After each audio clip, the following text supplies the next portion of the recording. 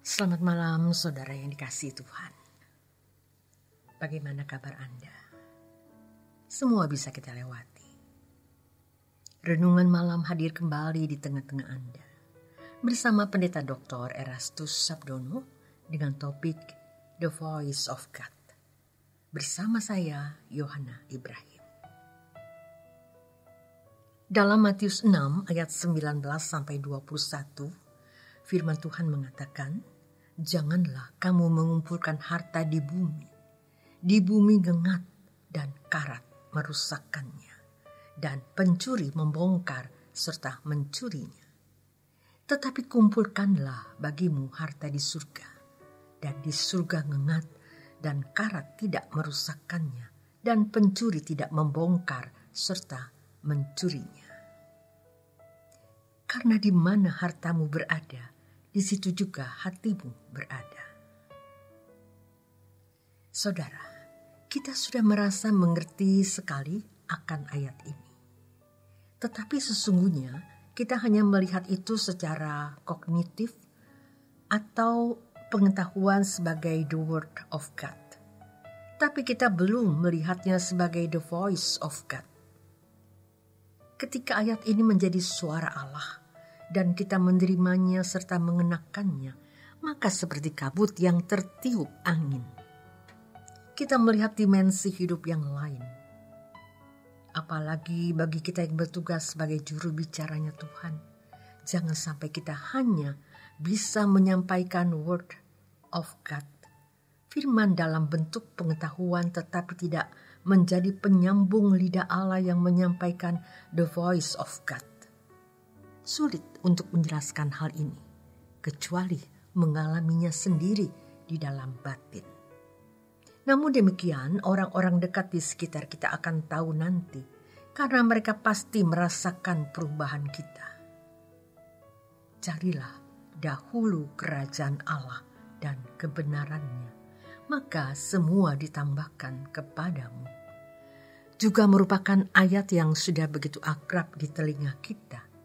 Tapi apakah kita sudah benar-benar melakukan, menerapkan, dan mengenakannya dalam hidup? Faktanya, mungkin yang lain kita utamakan dan kerajaan Allah hanya sebagai tambahan. Di ayat yang lain Tuhan Yesus berkata, "Jangan takut, hai kawanan kecil, karena Bapamu berkenan memberi kerajaan ini kepadamu." Lukas 12 ayat yang ke-32. Sejatinya kalau kita benar-benar menghayati bahwa kita adalah penerima warisan kerajaan, kita dapat merasakan betapa mahalnya kesempatan tersebut. Tapi mengapa orang tidak senang? Pasti ada yang salah dengan semangatnya. Surga bukan hal yang menarik. Baginya tentu tidak ada seorang pun yang mau ke neraka. Tapi sebenarnya juga tidak mau ke surga. Bagi orang-orang yang mempunyai komitmen, "Aku mencintai Engkau Tuhan, segalanya bagimu," dengan tulus, Tuhan pasti menggarapnya. Tidak heran apabila Tuhan menghajar supaya level kita naik. Tuhan mengajar kita untuk memindahkan kita dari filosofi hidup anak dunia ke prinsip-prinsip kebenaran Alkitab. Hidup ini tragis. Namun ini tidak membuat kita jadi pesimis dan kurang bahagia di dalam Tuhan. Kita memang pesimis menghadapi dunia, di mana dunia tidak bertambah baik dan menjanjikan. Lalu kita melihat dampak COVID yang belum membuat sembuh perekonomian kita. Demikian juga dengan krisis ekonomi global. Maka kalau kita tidak sungguh-sungguh mengikut Tuhan Yesus, apa yang akan kita lakukan? Kekayaan, kebahagiaan, dan kepuasan bagaimanapun tidak dapat menyaingi kemuliaan yang Tuhan janjikan. Itulah sebabnya Paulus menyatakan, asal ada makanan, pakaian cukup. 1 Timotius 6 ayat yang ke-8. Prinsip ini tidak selaras dengan prinsip hidup yang dimiliki orang pada umumnya. Tapi ini juga yang diterapkan oleh Tuhan Yesus karena Tuhan berkata, serigala mempunyai liang dan burung mempunyai sarang, tetapi anak manusia tidak mempunyai tempat untuk meletakkan kepalanya. Lukas 9 ayat yang ke-58. Ini pernyataan Tuhan Yesus pada waktu orang berkata, Tuhan, aku mau ikut Tuhan kemanapun Engkau pergi. Menjadi pertanyaan untuk kita renungkan. Kalau kita hidup pada zaman Tuhan Yesus, apakah kita akan mengikut Tuhan pada waktu ia ditangkap, pada waktu ia diadili di rumah imam besar di pengadilan Pilatus, pada waktu menghadap Raja Herodes? Jangan-jangan kita seperti Petrus yang menyangkal. Lebih konyol kalau seperti Yudas. Saudara, hari ini tidak sedikit orang Kristen yang seperti Petrus. Memang tidak menyangkal dengan kata-kata, tapi menyangkal dengan perbuatan. Atau seperti Yudas, itu pun tidak sedikit. Memang tidak menjual secara harfiah, tetapi tindakan hidupnya menyatakan bahwa ia menjual Tuhan.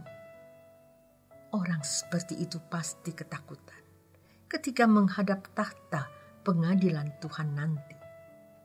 Tetapi hal ini kiranya tidak membuat kita jadi kendor.